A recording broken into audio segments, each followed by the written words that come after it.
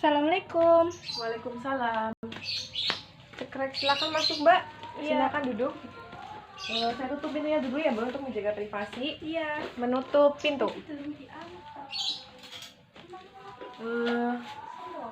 Dengan Mbak siapa? Dengan Mbak Hani. Saya Bidan Fani ya, Mbak. Ada yang bisa saya bantu?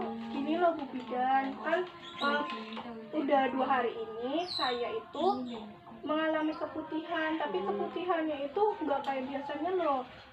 Warnanya itu kekuningan, kayak ada coklat-coklatannya gitu. Terus baunya itu sangat menyengat. Terus di sekitar kemaluannya juga rasanya itu gatal dan kayak panas gitu loh. Itu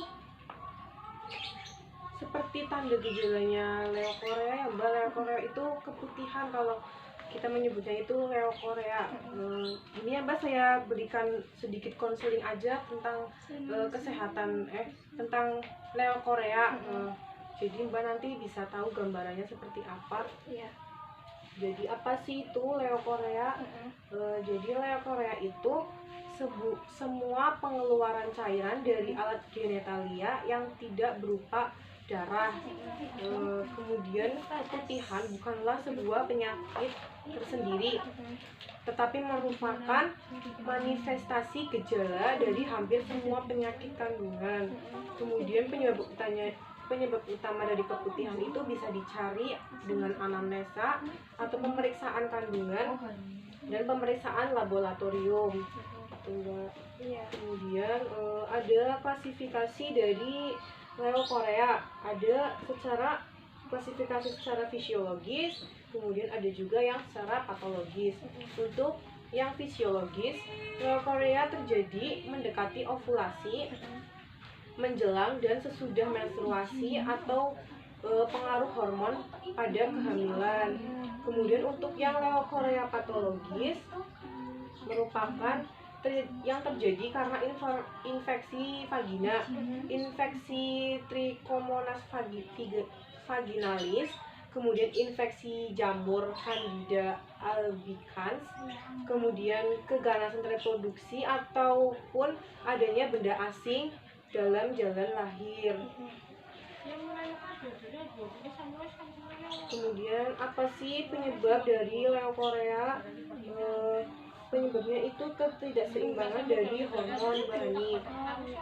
Yang pertama itu dari infeksi. Jadi tubuh akan memberikan reaksi terhadap mikroorganisme yang masuk ini dengan serangkaian reaksi radang. Penyebab infeksinya itu seperti jamur, bakteri, parasit, dan juga virus. Kemudian penyebab yang lainnya itu ada juga benda asing. Jadi seperti kondom yang tertinggal atau pesarium untuk penderita hernia, atau prolapse uteri dapat merangsang sekret vagina berlebih. Kemudian ada lagi menopause. Untuk menopause pada wanita, yaitu hormon estrogen telah berkurang sehingga lapisan vagina menipis atau menjadi kering, menyebabkan gatal yang memicu terjadinya luka kemudian infeksi. Itu penyebabnya ya, Mbak, untuk leukorea. Dan untuk tanda gejalanya itu ada secara fisiologis dan secara patologis. Untuk yang secara fisiologis itu berupa cairan jernih, tidak berbau, tidak gatal, dan mengandung banyak epitel dengan leukosit yang jarang. Kemudian untuk yang patologis itu cairan eksudat yang berwarna, kemudian mengandung banyak leukosit, jumlahnya berlebihan, berbau tidak sedap, terasa gatal atau panas, sehingga seringkali menyebabkan luka akibat garukan daerah mulut vagina. Seperti tadi yang Mbak Hani kasih tahu ke saya, warnanya kekuningan, kemudian gatal ya, Mbak, terasa panas, itu termasuk leukorea yang patologis. Kemudian gimana sih cara mencegah leukorea? Untuk mencegahnya, yaitu kita bisa menjaga kebersihan vagina dengan membersihkannya secara teratur dan lembut dengan air hangat. Kemudian menggunakan pakaian pakaian, terutama celana yang tidak ketat ya Mbak. Jadi kalau mau pakai celana jeans itu jangan terlalu lama, jangan terlalu ketat juga, jangan terlalu sering, karena itu bisa menyebabkan keputihan. Kemudian menggunakan sabun dan pembalut tanpa aroma agar tidak mengganggu keseimbangan bakteri pada vagina. Kemudian ada tidak melakukan douching atau pembersihan dengan produk kimia tertentu karena bisa menghancurkan bakteri baik, pencegah infeksi vagina. Jadi nggak perlu ya Mbak pakai pengharum vagina seperti ini. Produk-produk ini tuh sebenarnya tidak diperbolehkan karena itu bisa membunuh bakteri yang justru baik pada vagina, malah nanti menimbulkan bakteri yang jahat. Kemudian itu juga bisa menyebabkan terjadinya keputihan. Kemudian mencuci vagina dengan gerakan dari depan ke belakang agar bakteri anus tidak masuk ke misfi. Jadi kalau membersihkan area vagina itu dari depan ke belakang, jangan dari belakang ke depan, nanti bakteri yang di anus bisa ke vagina. Kemudian itu bisa menyebabkan leukorea. Kemudian gimana cara menangani leukorea? Keputihan akibat infeksi bakteri pada vagina, yang pertama metronidazole, yaitu paling efektif untuk menghambat pertumbuhan bakteri jahat pada vagina ketimbang jenis antibiotik yang lain. Kemudian ada tinidazole atau Tindamax. Obat antibiotik ini sama seperti metronidazole yang juga menghambat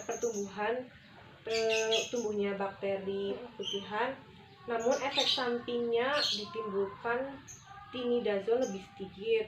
Obat ini tersedia dalam bentuk krim yang bisa dioleskan di area vagina tipis-tipis aja. Kemudian ada Slindamycin, tersedia dalam bentuk krim juga, bisa dioleskan di area vagina. Ini bekerja untuk menghentikan pertumbuhan bakteri dan mencegah agar infeksi tidak menyebar ke seluruh tubuh atau bagian vagina bagian genitalia yang lain ya Mbak. Kemudian ada keputihan karena infeksi gonore dan juga ada karena jamur.